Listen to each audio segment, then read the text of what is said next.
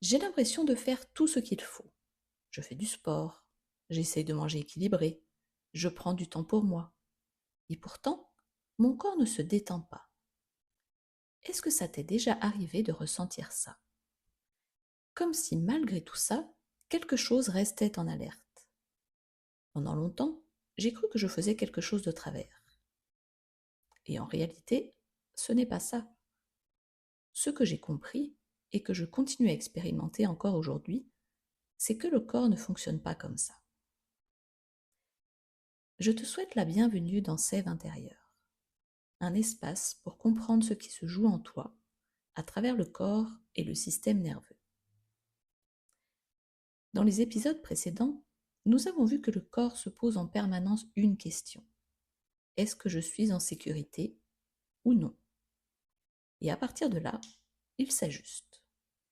Mais alors, pourquoi est-ce que parfois le corps reste en alerte, même quand on a l'impression de faire tout ce qu'il faut? Il n'y a pas une seule réponse. Plusieurs éléments peuvent maintenir le corps en alerte. Parfois, ce n'est pas un événement en particulier, c'est une accumulation de petites choses qui, prises séparément, ne semblent pas si importantes.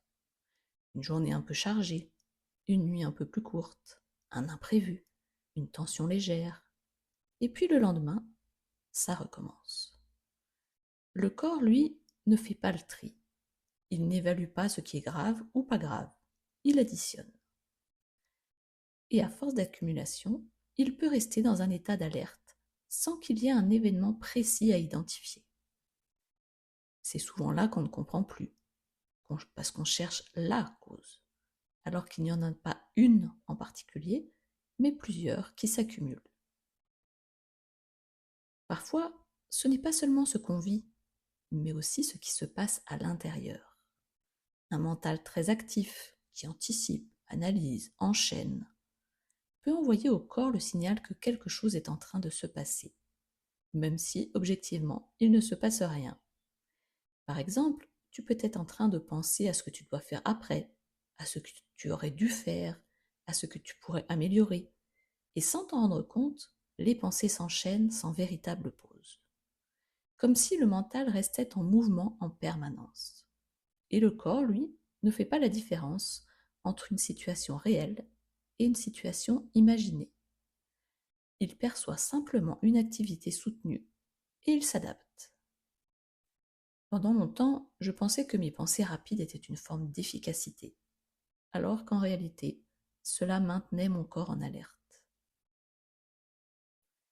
Et dans ces moments-là, même quand extérieurement il ne se passe rien de particulier, le corps ne reçoit pas forcément le signal qu'il peut se relâcher. Nous avons vu que le corps a besoin de ressentir des moments de sécurité, pas de les comprendre, de les ressentir. Des moments où il peut vraiment relâcher, où il n'y a rien à anticiper, rien à gérer, rien à surveiller.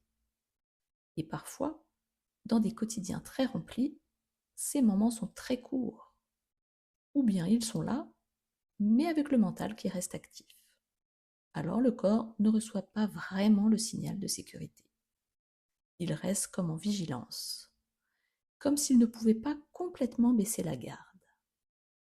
Et là encore, ce n'est pas quelque chose que l'on fait mal.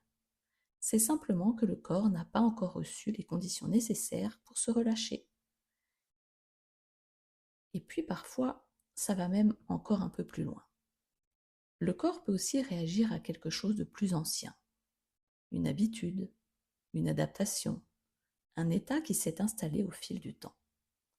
Par exemple, une personne qui parle fort peut suffire à créer une tension, pas forcément à cause de ce moment précis, mais parce qu'à un moment donné dans ton histoire, parler fort était associé à quelque chose de désagréable. Et le corps, lui, n'a pas oublié. Il reconnaît une ambiance, un ton, une sensation, et il réagit, sans que tu comprennes forcément pourquoi. À travers toutes ces raisons que l'on vient de voir, il y a quelque chose de vraiment essentiel à comprendre. Ce n'est pas parce que tu ne fais pas bien, ce n'est pas un manque de volonté, Ce n'est pas un manque d'effort. Le corps ne fonctionne pas à la performance, il fonctionne à la perception. Et moi aussi, encore aujourd'hui, je me rends compte que mon corps peut repasser en alerte, même quand sur le papier, tout va bien. Ce n'est pas un échec, c'est juste une information. Ce qui change les choses, ce n'est pas de faire plus, c'est de comprendre ce qui se passe. Parce que plus on comprend pourquoi le corps reste en alerte, moins on lutte contre. Et plus on peut petit à petit l'accompagner autrement. Je pourrais te proposer ici des exercices, des techniques pour te détendre, mais en réalité, cela n'aurait pas beaucoup de sens tant que tu ne reconnais pas ce qui maintient cet état. C'est un peu comme vouloir éteindre une alarme sans savoir ce qui la déclenche. Alors, peut-être que déjà là, tu peux juste prendre un instant pour te demander qu'est-ce qui dans ton quotidien pourrait maintenir ton corps dans cet état d'alerte, sans chercher une réponse parfaite, juste commencer à observer.